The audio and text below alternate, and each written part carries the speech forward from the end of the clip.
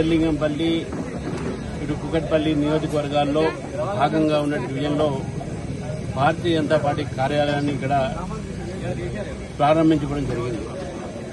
ఈ యొక్క భారతీయ జనతా పార్టీ కార్యాలయం గతంలో సిహెచ్ హనుమంతరావు గారు మున్సిపల్ చైర్మన్గా ఉన్నప్పుడు వారి యొక్క స్థలాన్ని పార్టీకు వారు విరాళం చేయడం జరిగింది. మరి దానిపైన ఈరోజు కార్యాలయం దాన్ని కట్టి ఇప్పుడు పార్టీ కార్యాలయంగా వాడటం జరుగుతుంది.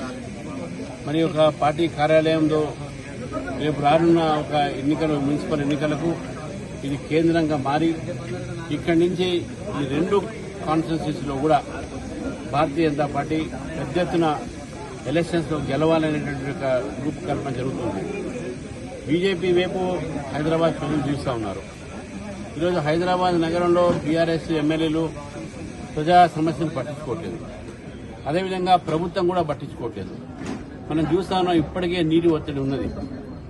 ఏ రోజు ప్రతిసారి కూడా భారతీయ జనతా పార్టీ మేము అడుగుతా ఉన్నాం, వానాకాలం వచ్చే ముందు నగరం ఒక తయారీగా ఉంచాలనే అవసరం ఉన్నది. కానీ ఒకసారి వానలు ఇప్పుడు తక్కువ పడుతున్న ఎల్లీలో చేపట్టి కానీ అయినప్పుడు కూడా పడ్డ వానకే హైదరాబాద్లో ట్రాఫిక్ స్తంభిస్తా ఉన్నది.